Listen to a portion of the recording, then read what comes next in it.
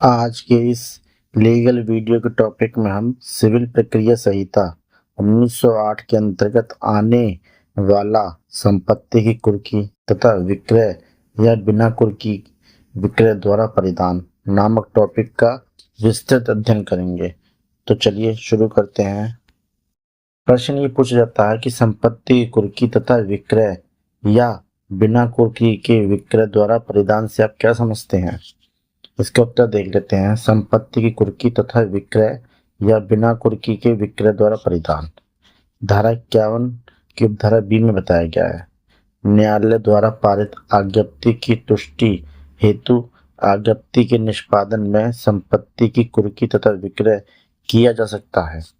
कुर्की का उद्देश्य निर्णित ऋणी को यह सूचना देना है कि वह अपनी संपत्ति का अन्य संक्रमण न करे तथा जनसाधारण को यह सूचना देना है कि वे निर्णित ऋणी की संपत्ति का क्रय या उससे संबंधित संव्यवहार न करें। संहिता की धाराएं 60 से धारा 64 तथा नियम 41 से नियम 59 संपत्ति कुर्की से संबंधित हैं। धारा 60 उन संपत्तियों की घोषणा करती है जिन्हें कुर्क किया जा सकता है तथा जिन्हें कुर्क नहीं किया जा सकता है। निर्णित ऋणी की सभी प्रकार की चल या चल विक्रय योग्य संपत्ति कुर्क की जा सकती है। निर्णित ऋणी जिन संपत्तियों में अपने लाभ हेतु निस्तारण की शक्ति रखता है उन्हें भी कुर्क किया जा सकता है। धारा 60 के उपबंध पूर्ण नहीं है, अतः विक्रय योग्य कोई ऐसी संपत्ति जिसका उल्लेख धारा 60 में नहीं किया गया है वह भी कुर्क की जा सकती है। धारा 60 की उपधारा 1 का परंतु उन संपत्तियों को घोषित करता है जो आज्ञप्ति के निष्पादन में कुर्क नहीं की जा सकती।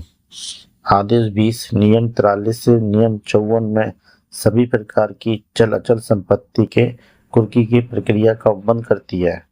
किसी भी आवासीय गृह में सूर्योदय से पूर्व एवं सूर्यास्त के पश्चात कुर्की के प्रयोजन के लिए प्रवेश नहीं किया जा सकता, अर्थात कुर्की के उद्देश्य के लिए आवासीय गृह में दिन में ही प्रवेश किया जा सकता है। आवासीय गृह के बाहरी दरवाजों को तब तक नहीं तोड़ा जाएगा जब तक निर्णित ऋणी प्रवेश करने की अनुमति नहीं दे देता है या प्रवेश करने से रोकता है। यदि आवासीय गृह में कोई पर्दानशीन महिला निवास करती है तो वह उसे हटने का युक्त समय और सुविधा दी जाएगी। न्यायालय जिसने आज्ञप्ति पारित की है उस न्यायालय को आदेश या निर्देशक दे सकता है जो आज्ञप्ति के निष्पादन हेतु सक्षम हो। यह निर्देश अथवा आदेश प्रीसेप्ट कहलाता है। इसका उद्देश्य निष्पादन न्यायालय से निर्णित ऋणी की संपत्ति की कुर्की सुनिश्चित करना होता है। आज्ञप्ति धारक को इस हेतु प्रार्थना पत्र पेश करना होगा। सामान्यतः प्रीसेप्ट के अंतर्गत की गई कुर्की 2 माह तक प्रभावी रहती है। धारा 46 के अंतर्गत स्थायी कुर्की नहीं की जा सकती। पुनः यह धारा केवल वहीं लागू होगी जहां डिग्री पहले ही पारित की जा चुकी है। निर्णय से पूर्व कुर्की आदेश 38 नियम 5 के मामलों में धारा 46 लागू नहीं होगी। जहां संपत्ति भारत के बाहर स्थित हो वहां भी धारा 46 के उपबंध लागू नहीं होंगे। निर्णित ऋणी के ऋण को गार्निशी कहते हैं। यह वह व्यक्ति होता है जो निर्णित ऋणी को धन या संपत्ति का परिधान करने के लिए बाध्य होता है। गार्निशी आदेश न्यायालय द्वारा पारित एक ऐसा आदेश होता है जिसके द्वारा न्यायालय गार्निशी को यह आदेश देता है वह निर्णित ऋणी को धन का संदाय न करे। संशोधन अधिनियम 1976 द्वारा संहिता के आदेश 21 नियम 46 की उपधारा ए से नियम 46 की उपधारा आई तक में गार्निशी के आदेश की प्रक्रिया दी हुई है।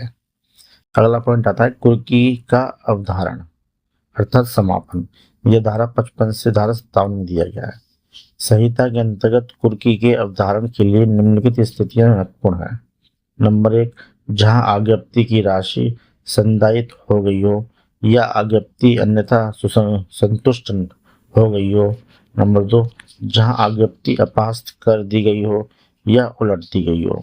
नंबर 3 जहां आज्ञप्ति धारक की चूक के कारण तथा कुर्की के उपरांत निष्पादन प्रार्थना पत्र निरस्त कर दिया गया हो तथा साथ ही साथ न्यायालय ने कुर्की के समापन का आदेश दे दिया हो।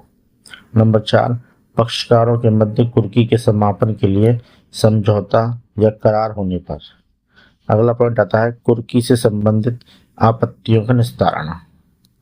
निर्णित ऋणी या उसका प्रतिनिधि या तृतीय व्यक्ति संपत्ति के कुर्की के लिए विरुद्ध आपत्ति प्रस्तुत कर सकता है। ऐसी आपत्तियां धारा 47 की परिधि में आती हैं। इसका निस्तारण निष्पादन न्यायालय द्वारा ही किया जाएगा, न कि स्वतंत्रवाद द्वारा निष्पादन। न्यायालयों पारित आदेश दोनों पक्षों पर आपत्तिकारी होगा।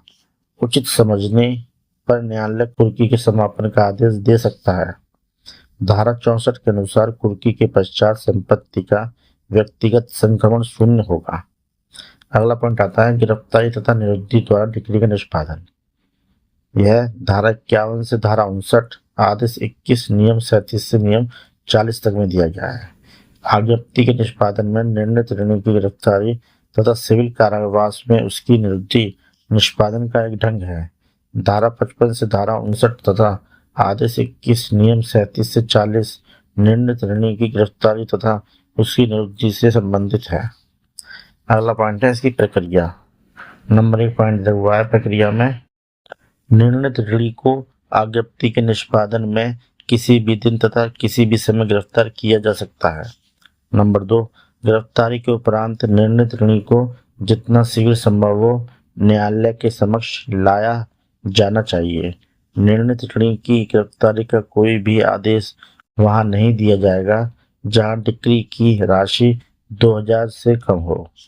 नंबर 3 पे आता है निर्णित ऋणी को तब तक गिरफ्तार नहीं किया जाएगा जब तक कि आज्ञप्ति धारक अर्थात डिक्री धारक न्यायालय में निर्वाह भत्ता न जमा कर दे। इसे आदेश 21, नियम 39 में बताया गया है। चौथा पॉइंट है निर्णित ऋणी द्वारा आज्ञप्ति की राशि तथा गिरफ्तारी का व्यय जमा कर देने पर उसे तत्काल मुक्त कर दिया जाएगा। निर्णित ऋणी के गिरफ्तारी हेतु प्रार्थना पत्र प्रस्तुत किए जाने पर न्यायालय कारण बताओ नोटिस जारी करेगा। न्यायालय द्वारा नोटिस दिए जाने का उद्देश्य ईमानदार निर्णित ऋणी को संरक्षण प्रदान करना है। यदि न्यायालय निर्णित ऋणी के उपस्थित होने पर इस बात से संतुष्ट हो जाता है कि वह आज्ञप्ति की राशि का संदाय करने में असमर्थ है तो न्यायालय गिरफ्तारी प्रार्थना पत्र को निरस्त कर सकता है। अगला पॉइंट आता है निम्नलिखित व्यक्ति गिरफ्तार नहीं किए जा सकते हैं। नंबर 1, धन के संदाय के आज्ञप्ति के निष्पादन में किसी स्त्री को गिरफ्तार नहीं किया जाएगा। इसे धारा 56 में बताया गया है। नंबर 2 पॉइंट है ऐसे व्यक्ति या व्यक्तियों का वर्ग जिसकी गिरफ्तारी से जनता को असुविधा या खतरा हो। इसे धारा 55 की उपधारा 2 में बताया गया है। नंबर 3 पे आता है कोई भी न्यायिक मजिस्ट्रेट या अन्य न्यायिक अधिकारी उस समय सिविल आदेशिका के अधीन गिरफ्तार नहीं किया जा सकता जब वह अपने न्यायालय को जा रहा हो, उसमें पीटासीन हो या वहां से लौट रहा हो। इसे धारा 135 में बताया गया है। नंबर 4 पे आता है पक्षकारों के अधिवक्ता, मान्यता प्राप्त अभिकर्ता तथा साक्षी को गिरफ्तार नहीं किया जा सकता। इसे धारा 135 की उपधारा 2 में बताया गया है। नंबर 5 पर पॉइंट है विधायी निकाय के सदस्य। इसे धारा 135 की उपधारा ए में बताया गया है।